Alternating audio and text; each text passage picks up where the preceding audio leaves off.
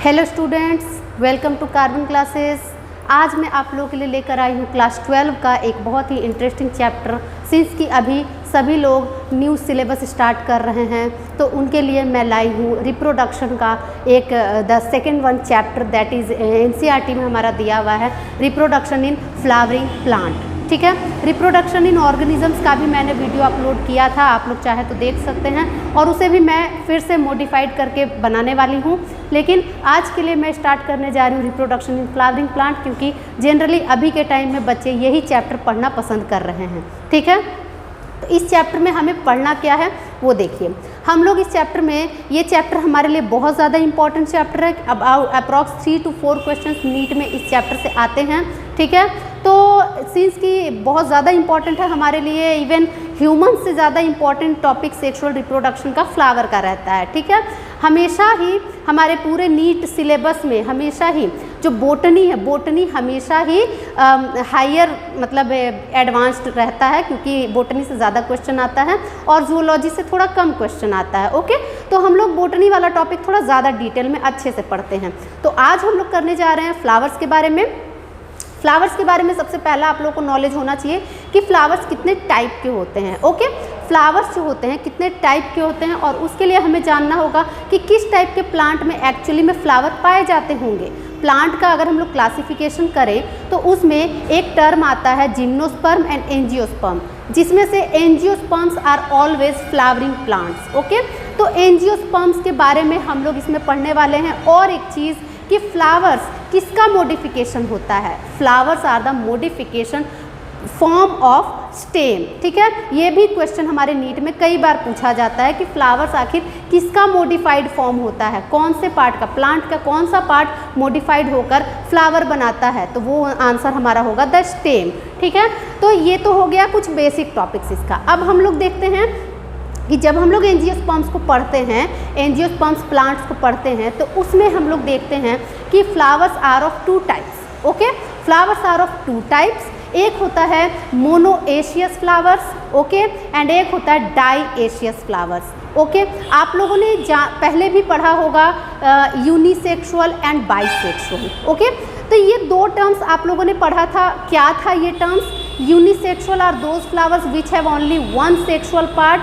ठीक है, either mail और फीमेल। और यही बाइसेक्सुअल के लिए हम लोग क्या यूज़ करते थे? The flowers that have both two sexual parts, that is male and female. Okay, ये तो था हमारा basic term unisexual and bisexual. अब हम लोग जब हायर क्लासेस में पहुंचेंगे तब हम लोग इसके बारे में नया टर्म जानेंगे, that is monoecious, monoecious, and the next one is डाईएशियस।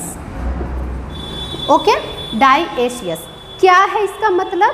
Monoecious मतलब कि मोनो मीन्स क्या होता है? मोनो मीन्स सिंगल, मतलब एक ऐसा प्लांट जो कि मोनोएशियस है। मोनोएशियस का मीनिंग होता है कि जिसमें हम लोग दोनों पार्ट्स देख सकते हैं। ठीक है, एक ही प्लांट में दोनों पार्ट्स का मौजूद होना। तो आप लोग अपने जनरल लैंग्वेज में बताइए उसको हम लोग क्या कहते हैं? उसको हम लोग बाइसेक्सुअल कहते हैं। ठीक है, तो मोनो मीन्स सिंस कि हम लोग जानते हैं 1, तो मोनोएशियस प्लांट फ्लावर ऐसा फ्लावर होता है जिसमें एक ही फ्लावर में दोनों पार्ट्स मौजूद होते हैं। ओके, तो यहाँ हम लोग क्या लिखेंगे? Both sexual parts. ठीक है, present both sexual parts male and female. तो इसे हम लोग अपने जनरल लैंग्वेज में क्या कहते हैं? इसे हम लोग कहते हैं bisexual flower. Okay, bisexual flower. और साथ ही साथ इसे हम लोग एक और नाम देते हैं, that is homothallic. Okay, that is homothallic. अब हमारा नया नेम क्या आया एक और, दैट इज होमोथैलिक। यही मोनोएशियस हमारा कहलाएगा होमोथैलिक। Okay, homothallic. क्लियर है? Bisexual is also known as monoecious and also known as homothallic. अब होमोथैलिक को भी आप लोग क्लियर डिफाइन कीजिए।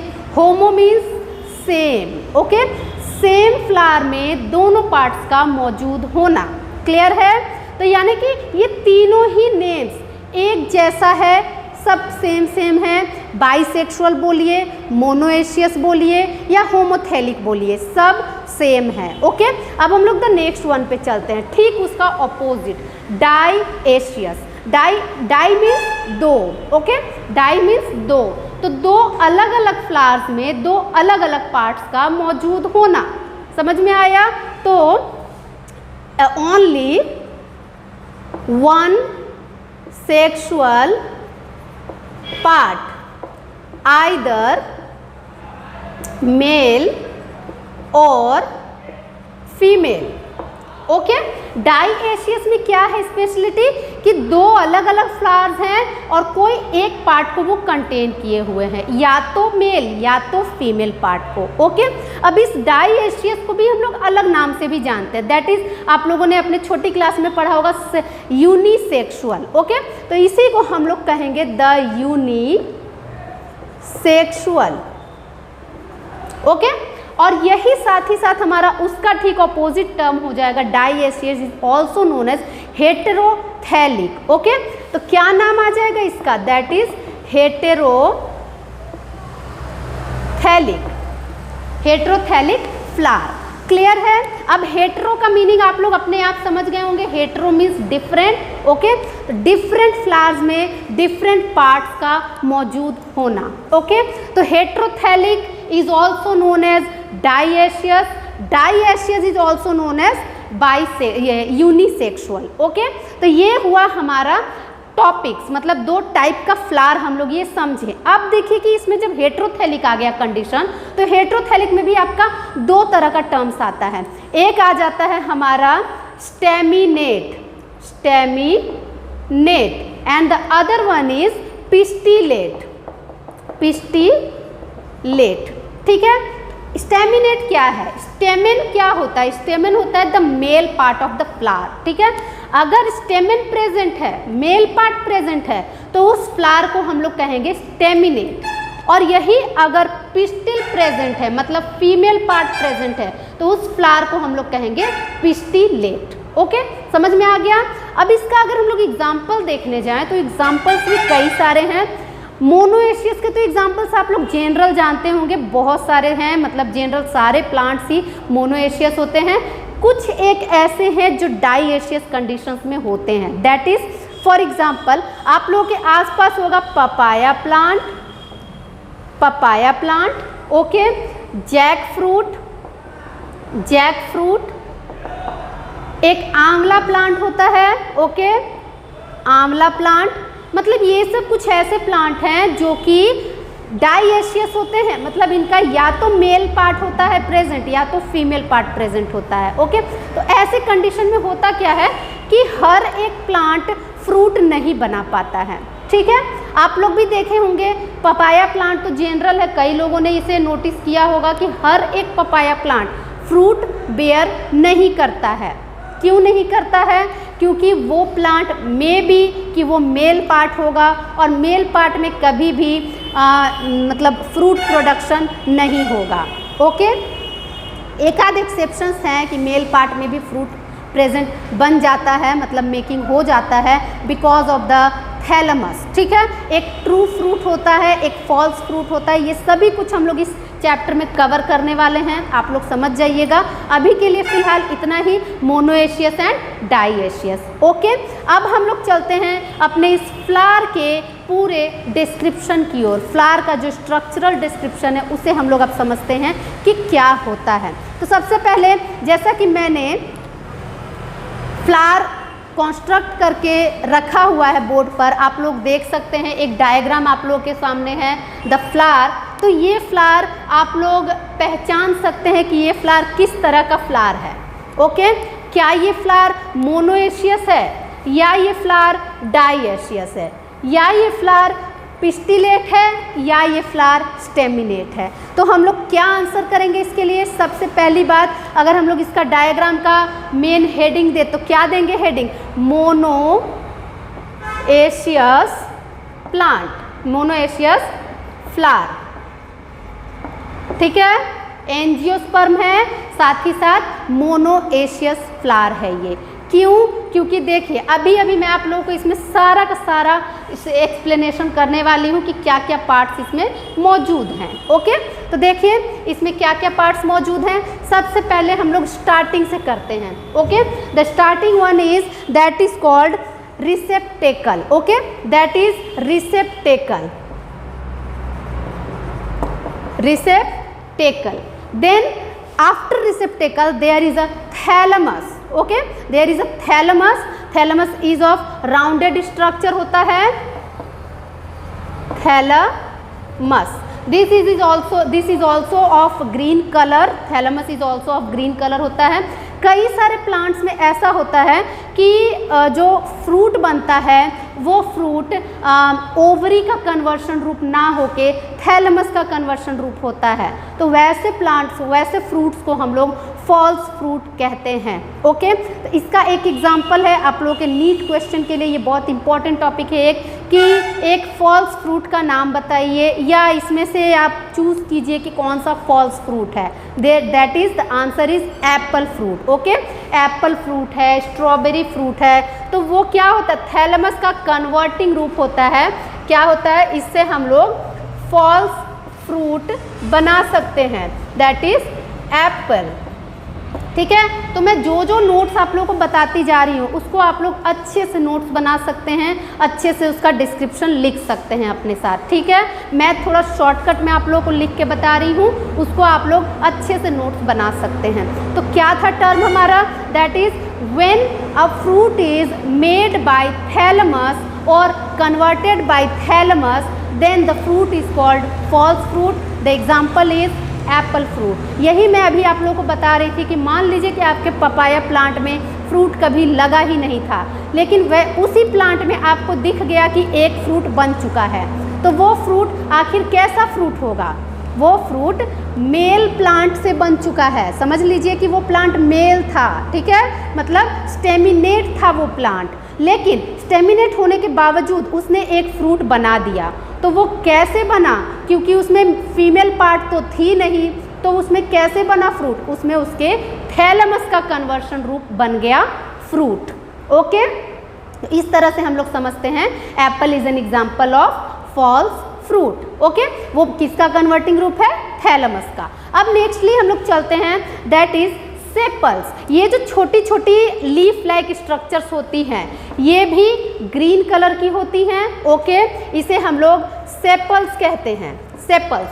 Sepals collectively known as calyx. Okay, sepals collectively known as calyx, और ये भी ग्रीन कलर की होती हैं। अर्ली स्टेज ऑफ फ्लावरिंग में ये बर्ड को काफ़ी ज़्यादा प्रोटेक्शन देने का काम करती हैं। ओके, सेपल्स प्रोटेक्शन देने का काम करती हैं, और साथ ही साथ सिंस की ये ग्रीन कलर की हैं तो ये फोटोसिंथेसिस भी करती हैं। ओके, नेक्स्टली अब हम लोग नेक्स्ट वन पार्ट पर चलेंगे, दैट इज कोरोला, मतलब कि पेटल्स। पेटल्स क्या होते हैं, petals are of colourful parts. Petals are of colourful parts of flower. Okay, उन्हें हम लोग कलेक्टिव फॉर्म में कोरोला के नाम से जानते हैं, कोरोला के नाम से जानते हैं। और द नेक्स्ट वन थिंग कि उनका फंक्शन क्या है, पेटल्स का फंक्शन क्या होता होगा। पेटल्स का फंक्शन बहुत इंपॉर्टेंट है। सबसे पहला इम्पोर्टेंस इसका ये है कि ये पॉलिनेशन में हेल्प करता है, because of attraction of insects. Okay, pollinators को अट्रैक्ट करने का काम करता है पेटल्स, और साथ ही साथ ये हमारे फ्लावर के इंटरनल पार्ट्स को काफ़ी ज़्यादा प्रोटेक्शन प्रोवाइड करता है। ओके, समझ में आया, internal parts means male and female parts को बहुत ज़्यादा प्रोटेक्शन देने का काम पेटल्स करता है। ओके, तो पेटल्स का दो फंक्शंस आप लोग अपना नोट बना लीजिएगा। नेक्स्टली हम लोग चलते हैं the next one part, that are the sexual parts of flower. Sexual parts of flower, जैसा कि मैंने अभी बताया आप लोगों को कि मोनोएशियस फ्लावर है, यानी कि इसमें दोनों पार्ट्स मौजूद हैं। ओके, तो दोनों पार्ट्स में सबसे पहला पार्ट हम लोग करेंगे the male part. Male part हम लोग इसका स्ट्रक्चर मेल पार्ट के नाम से जानते हैं। देखिए दिस वन, ये जो ऐसे लेंथ में स्ट्रक्चर है और यहाँ पे ये स्वॉलन हो चुका है। इस स्ट्रक्चर को ध्यान से देखिएगा, ये कई सारे होते हैं। ओके, 1 2 3 4 5 6, मैंने 6 ड्रॉ किया है। ये कई सारे होते हैं, मतलब इसका एक फिक्सेशन नहीं है, वो हम लोग पढ़ेंगे आगे चल के। तो ये जो है इन्हें हम लोग कहते हैं, एक एक सिंगल को हम लोग स्टेमेन कहते हैं। ओके, सिंगल स्ट्रक्चर्स को हम लोग स्टेमेन कहते हैं। These are the male parts of flower, और यही स्टेमेन्स कलेक्टिव रूप में एंड्रोशियम के नाम से जाने जाते हैं। ओके, एंड्रोशियम, ठीक है, एंड्रोशियम के नाम से जाने जाते हैं यही पार्ट कलेक्टिव फॉर्म में, और इनका यूनिट है स्टेमेन। ओके, यूनिट क्या है? एंड्रोशियम का यूनिट है स्टेमेन। कई सारे स्टेमेन को मिलाकर एंड्रोशियम बनता है, that is called male part of flower. अब ये मेल पार्ट देखिए कि किस तरह से, अब हम लोग देखते हैं ये स्टेमेन किस तरह से स्ट्रक्चरल इसका मतलब डायग्राम रहता है। दैट इज स्टेमेन, देख लीजिए, दिस इज स्टेमेन। स्टेमेन में 2 पार्ट्स मौजूद होते हैं। Okay, each stamen has 2 parts. Number 1 the filament, and the number 2 is the anther. Okay, filament and anther. Filament होता क्या है? फिलामेंट के लिए आपके एनसीईआरटी में एक लाइन दिया हुआ है, filament is the proximal part of the flower stock like structure. Okay, proximal part and stock like structure, इसको हम लोग क्या लिखेंगे? Stock like structure. और साथ ही साथ ये प्रॉक्सिमल पार्ट है, मतलब ये फ्लावर से अटैच्ड पार्ट है। ओके, प्रॉक्सिमल, इसका क्वेश्चन आता है नीट में भी, बोर्ड एग्जाम्स के लिए भी इंपॉर्टेंट है। That is the filament is the proximal और distal part of the flower. तो क्या आंसर होगा? That is the proximal part. यही एंथर क्या है? The swollen part at the upper side of stamen. Okay, the swollen part at the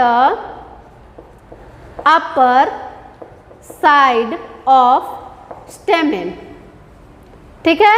और साथ ही साथ इसे हम लोग कौन सा पार्ट कहेंगे? Distal part. डिस्टल, क्योंकि ये फ्लावर से दूर है। ओके, दूर है। तो और मेन जो रिप्रोडक्शन में हेल्प करता है वो पार्ट है एंथर। ओके, एंथर में ही माइक्रोस्पोरोजेनेसिस होता है, एंथर से ही पोलन ग्रेन्स बनते हैं, एंथर में ही पोलन ग्रेन्स कंप्लीट अपना स्ट्रक्चर बनाते हैं और साथ ही साथ रिप्रोडक्शन में हेल्प करते हैं। ओके, तो ये बहुत इंपॉर्टेंट टॉपिक है। अभी के लिए तो बस बेसिक ही मैं बता रही हूँ आप लोगों को। अब इस एंथर का थोड़ा सा और स्ट्रक्चरल पार्ट आपको बताती हूँ। ये एंथर हमेशा 2 भागों में बटा होता है। ओके, 2 पार्ट्स में बटा होता है, जिसे हम लोग लोब्स कहते हैं। लोब, ओके, इसे हम लोग लोब्स कहते हैं। और साथ ही साथ ईच लोब में 2 थिकास मौजूद होते हैं। इस तरह से 2 थिकास मौजूद होते हैं। ओके, तो स्टेमेन में जो एंथर होता है, एंथर का 2 लोब्स होता है, मतलब each anther is by lobed in nature. Okay, by lobed हम लोग इसे कहते हैं, बाई लोब्ड। और साथ ही साथ ईच लोब हैज 2 थिका, यानी कि इसे हम लोग डाई थिकस कहते हैं। Lobes are called dithecous. Okay, dithecous in condition. क्यों? क्योंकि हर एक लोब में 2 पार्ट्स मौजूद हैं। क्लियर है? ये एक लोब है, ये दूसरा लोब है, और हर एक लोब में 2 थिका मौजूद है, इसलिए इसे हम लोग डाई थिकस कहते हैं। और साथ ही साथ इसमें टोटल अगर एक एंथर में पूछा जाए कि कितने थिका हैं, तो 4 थिकास हो जाएंगे। ठीक है, 4 थिका मौजूद हैं। ओके, अब दूसरी बात कि जनरली सारे प्लांट्स, सारे ये जो भी मोनोएशियस फ्लावर्स होते हैं, सारे में डाइथिकस ही कंडीशन होता है, लेकिन कुछ एक है एक्सेप्शनल जिसमें कि यूनिथिकल कंडीशन होता है, that is malvaceous plant. Okay, malvaceous plant, malvaceous flower, ये एक एग्जाम्पल, ये एक मतलब ऑप्शनल क्वेश्चन आता है कि एक ऐसा फ्लावर का नाम बताइए जो डाइथिकस नहीं है। ओके, तो इसका आंसर हो जाएगा मालवेसिस। मोनोथिकस इसका कंडीशन है। Okay, malvaceous monothecous, M for malvaceous, M for monothecous. Okay, तो इस तरह से हम लोग जाने एंथर के बारे में। ओके, तो हमारा स्टेमेन कंप्लीट हो चुका है। स्टेमेन्स को कलेक्टिव रूप में हम लोग एंड्रोशियम कहते हैं। नेक्स्टली अब हम लोग लास्ट टॉपिक इसका करते हैं, दैट इज गाइनोशियम। गाइनोशियम में क्या होता है,